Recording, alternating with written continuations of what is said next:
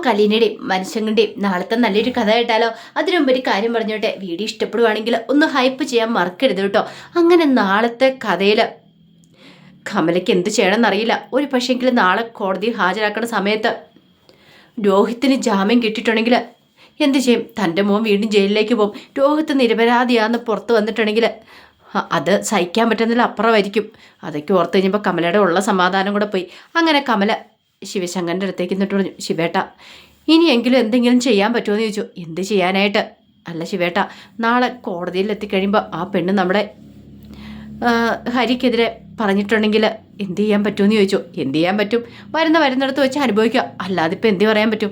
എനിക്ക് തോന്നുന്ന നാളെ മിക്കവാറും കോടതിയിലെന്ന് ആ രോഹിത്തിനെ പുറത്തിറക്കുമെന്ന് എനിക്ക് തോന്നേ. രോഹിത്തിനെതിരായിട്ട് അവൾ മൊഴി കൊടുക്കാൻ വഴിയില്ല എന്ന് പറഞ്ഞു. അത് കേട്ടപ്പോൾ ശിവശങ്കരൻ പറഞ്ഞു, എടി ഒരാളെങ്കിലും രക്ഷപ്പെടുവാണെങ്കിൽ അത്ര ആയില്ലെന്ന് ചോദിച്ചു. ഓഹോ, അപ്പം നമ്മുടെ മോൻ അകത്ത് കിടക്കട്ടെ അല്ലേ? ഒരു കാര്യം ചെയ്യുക, ശിവേട്ടൻ എന്തെങ്കിലും ചെയ്യാൻ പറ്റുമെങ്കിൽ ചെയ്യാൻ പറഞ്ഞു. എടി ഈ അവസാന നിമിഷത്തിൽ ഞാൻ എന്ത് ചെയ്യാനായിട്ടാ? നിന്നെപ്പോൾ തന്നെ ഞാനും. എനിക്ക് കൂടുതലായിട്ടൊന്നും ചെയ്യാൻ പറ്റില്ല. കുറേ ദിവസങ്ങളായിട്ട് ഇതിൻ്റെ പിന്നാലെ തന്നെയാണ്. കയ്യെ കാലെ പിടിക്കാനായിട്ട് ഇനി ആരുമില്ല. സാധാരണ ഒരു കേസ് പോലൊന്നും അല്ലത്, അറിയാലോ. പീഡന കേസാ. ആൾക്കാരിനകത്ത് ഇടപെടാനായിട്ട് ഒന്നും മടിക്കൂന്ന് പറഞ്ഞു. നാണക്കേടാ. അതൊക്കെ കിട്ടിഞ്ഞ് കമൽ പറഞ്ഞു, അപ്പം ഇനി എന്ത് ചെയ്യും ശിവേട്ട? എന്ത് ചെയ്യാനാ? നാളെ കോടതിയിൽ ഹാജരാക്കട്ടെ, അതിനുശേഷം നമുക്കറിയാമെന്ന് പറഞ്ഞു.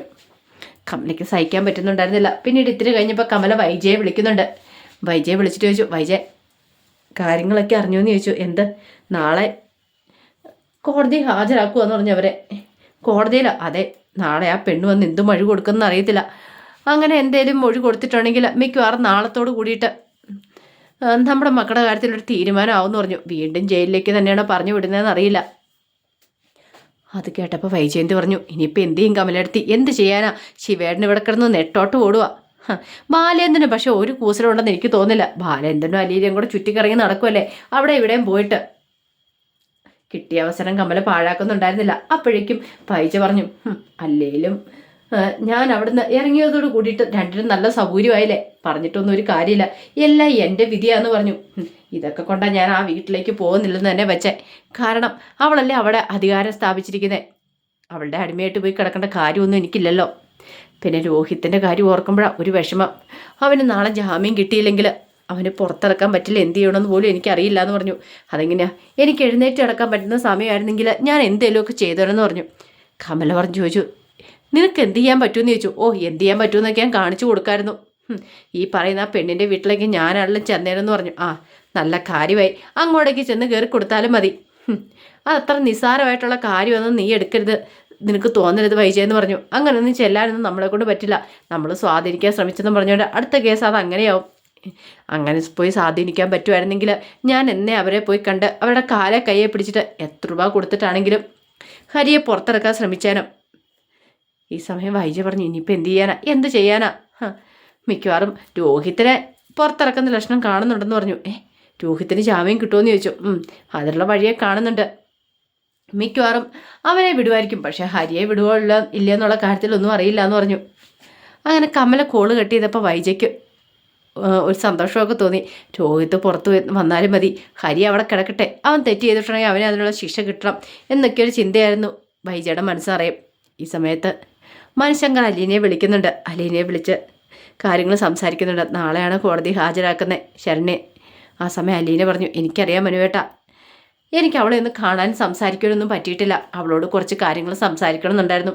അവളുടെ മനസ്സിന് ബലം കൊടുക്കണമായിരുന്നു. പക്ഷെ എന്ത് ചെയ്യാൻ പറ്റും? ആ വീട്ടിലേക്ക് ചെല്ലാനോ എനിക്ക് അവളെ കാണാനോ പെർമിഷൻ ഇല്ലോ എന്ന് പറഞ്ഞു. അപ്പോഴേക്കും മനു പറഞ്ഞു, ഇനിയിപ്പോൾ എന്ത് ചെയ്യും? നാളെ അറിയാം. നാളെ കോടതി ചെന്ന് കഴിയുമ്പം ശരണ്യ അവനെതിരെ മൊഴി കൊടുത്തിട്ടുണ്ടെങ്കിൽ പിന്നെ അവന് ഈ കേസിൽ ഉൾപ്പെടുമെന്ന് പറഞ്ഞു. അപ്പോഴേക്കും മനു പറഞ്ഞു, അല്ല അവൻ നിരപരാധിയല്ലേ അലീന? നിനക്കറിയാവുന്ന കാര്യമല്ലേ? നീ ഒന്നുകൂടെ ട്രൈ ചെയ്യുവാണെങ്കിൽ, അവളെ കാണാൻ ശ്രമിക്കുവാണെങ്കിൽ, അവളെ കണ്ട് കാര്യങ്ങൾ പറയുകയാണെങ്കിൽ ഇനി അങ്ങോട്ടേക്ക് പോകാൻ പറ്റില്ല മനുവേട്ട. ചെന്നിട്ടുണ്ടെങ്കിൽ അവരൊരു കാരണവശാലും അവളെ എന്നെ കാണിക്കില്ല. അത് മാത്രമല്ല അവർക്ക് സംശയങ്ങൾ കൂടത്തുള്ളൂ.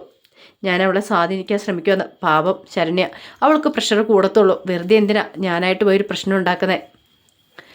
പിന്നെ അവളുടെ വീട്ടുകാർ ഈ രാഷ്ട്രീയ നേതാക്കന്മാരും വരുന്ന സംഘടനകളും പറയുന്ന കാര്യങ്ങളൊക്കെ കേട്ടുകൊണ്ടിരിക്കുന്നത്. അവരുടെ കൂടെ പ്രയോജനമുള്ള കാര്യങ്ങളല്ലേ? നമ്മളെ കൊണ്ട് കൂട്ടിയെ കൂടത്തില്ലല്ലോ. നമുക്ക് എന്ത് ചെയ്യാൻ പറ്റും? പക്ഷെ മറ്റവരങ്ങനെയല്ല. കുറേ വാഗ്ദാനങ്ങളൊക്കെ കൊടുത്തിട്ടുണ്ട്, അതിനകത്ത് അവർ വീണ് പോയിരിക്കുക. അതുകൊണ്ട് നമുക്കൊന്നും ചെയ്യാൻ പറ്റില്ലെന്നൊക്കെ പറഞ്ഞു. അങ്ങനെ അന്നത്തെ ഒരു രാത്രി അങ്ങോട്ട് കഴിഞ്ഞു പോയി. രാത്രിയിലേക്കാണെങ്കിലും അലീനയ്ക്ക് നല്ല ടെൻഷൻ ഉണ്ടായിരുന്നു. എന്തായിരിക്കും മൊഴി കൊടുക്കുന്നത് കോടതിയിൽ? ഒരു പക്ഷേങ്കിൽ അവൾ മൊഴി മാറ്റി പറഞ്ഞിട്ടുണ്ടെങ്കിൽ തന്നോട് പറഞ്ഞ പോലെ അല്ല, ഇനിയിപ്പോൾ അച്ഛൻ്റെ അമ്മയുടെ സൈഡും ഒക്കെ ചേർന്ന് നിന്ന് പറയുന്നെങ്കിൽ അതോടുകൂടി തീർന്നു കാര്യങ്ങൾ. ഒന്നും ചെയ്യാൻ പറ്റില്ല. പിന്നെ അവനും പ്രതിയായത് തന്നെയാണ്, രക്ഷിക്കാനും പറ്റില്ല. അവളുടെ മൊഴിക്കാണല്ലോ പ്രാധാന്യം കൂടുതൽ. പിറ്റേ ദിവസം രാവിലെ ബാലേന്ദ്രൻ നേരത്തെ തന്നെ എഴുന്നേറ്റു. കോടതിയിലേക്ക് പോകണം. എങ്ങനെ എന്താണെന്നും അറിയത്തില്ല. അങ്ങനെ അലീന ഒരു ഗ്ലാസ് ചായയൊക്കെ ആയിട്ട് ചെന്ന് കഴിഞ്ഞപ്പോൾ ബാലേന്ദ്രൻ പറഞ്ഞു, മോളെ കോടതിയിലേക്ക് പോകണമെന്ന് പറഞ്ഞു. അലീന പറഞ്ഞു, ഞാനും കൂടെ വരാം അച്ഛാന്ന് പറഞ്ഞു. അല്ല അത് പിന്നെ ഞാനും കൂടെ വരാം, കാരണം അവിടെ വെച്ച് എനിക്ക് അവളെ കാണാൻ പറ്റിയാലോ. അവളോടൊന്നും സംസാരിച്ചില്ലെങ്കിലും എനിക്ക് അവളെ ഒന്ന് നോക്കിയാൽ മാത്രം മതി. കാരണം ഞാൻ ചിലപ്പോൾ ഒന്ന് നോക്കിയിട്ടുണ്ടെങ്കിൽ അവളുടെ മനസ്സിന് അതൊരു ബലമായിരിക്കും എന്ന് പറഞ്ഞു. എനിക്ക് ചിലപ്പോൾ അവൾക്ക് ധൈര്യം കൊടുക്കാനായിട്ട് സാധിക്കും എന്നൊക്കെ പറഞ്ഞു. അത് കേട്ട് കഴിയുമ്പോൾ ബാലേന്ദ്രൻ പറഞ്ഞു, അങ്ങനെയുണ്ട് കാര്യം ചെയ്യുക, നീയും കൂടെ പോരേന്ന് പറഞ്ഞു. ഒരു പക്ഷേ എങ്കിൽ രോഹിതനെ രക്ഷപ്പെടുത്താൻ നമുക്ക് പറ്റുമായിരിക്കും അല്ലേന്ന് ചോദിച്ചു. പറ്റും അച്ഛാ, അച്ഛൻ ധൈര്യമായിട്ടിരിക്കുക, അച്ഛൻ എന്തിനാ വിഷമിക്കുന്നത്? ഇനിയിപ്പോൾ അച്ഛന് ബുദ്ധിമുട്ടുണ്ട്, അച്ഛൻ കോടതിയിലേക്ക് വരണ്ടെന്ന് പറഞ്ഞു. എനിക്ക് വരാതിരിക്കാൻ പറ്റില്ല മോളെ, എനിക്ക് കോടതിയിലേക്ക് വരണമെന്ന് പറഞ്ഞു. എൻ്റെ മോൻ്റെ കാര്യത്തിൽ എങ്ങനെ എന്താണെന്നും അറിയത്തില്ലോ എന്ന് പറഞ്ഞു. ഇതേ സമയത്ത് പ്രതികളെ കോടതിയിലേക്ക് കൊണ്ടുപോകാനായിട്ട് റെഡിയാക്കണം. അങ്ങനെ അവർ 4 പേരും കൂടെ വന്ന് പോലീസ് വാഹനത്തിലേക്ക് കയറുവാണ്. അപ്പോഴേക്കും CA പറഞ്ഞു, എടാ നിൻ്റെയൊക്കെ കാര്യത്തിൽ ഇന്നൊരു തീരുമാനം ഉണ്ടാവും, എങ്ങനെ എന്തൊക്കെ അറിയാൻ സാധിക്കും. ഇനിയൊക്കെ ബാക്കിയുള്ള നിൻ്റെയൊക്കെ ജീവിതം ജയിലിലാണോ അതോ പുറത്താണോ എന്നറിയാൻ സാധിക്കും. അത് കേട്ട് കഴിഞ്ഞപ്പോഴത്തേനും അമ്മമാരൊന്നും മിണ്ടിയില്ല. രോഹിത്തിൻ്റെ കണ്ണൊക്കെ മാത്രം നിറഞ്ഞു വന്നു. ഹരിക്കാണെങ്കിൽ ഹരി തെറ്റ് ചെയ്തിട്ടുള്ളതുകൊണ്ട് ഹരിക്ക് വലിയ കൂസലും കാര്യങ്ങളൊന്നും ഉണ്ടായിരുന്നില്ല. പക്ഷെ രോഹിത്തിൻ്റെ അവസ്ഥ അതായിരുന്നില്ല. രോഹിത്തിൻ്റെ കണ്ണൊക്കെ നിറഞ്ഞു വന്നു. രോഹിത്തിന് പുറത്തേക്ക് പോകണമെന്ന് പോലും ഉണ്ടായിരുന്നില്ല. ജാമ്യമൊന്നും തനിക്ക് വേണ്ട, താൻ ഇവിടെ കിടന്ന് മരിച്ചോളാം, എന്ത് വന്നാലും ഫേസ് ചെയ്യാൻ തയ്യാറായിട്ടാണ് രോഹിത്ത് നിന്നിരുന്നത്. അവൻ്റെ മുഖത്ത് വല്ലതും ഭാവമാറ്റം കാര്യങ്ങളൊന്നും ഉണ്ടായിരുന്നില്ല.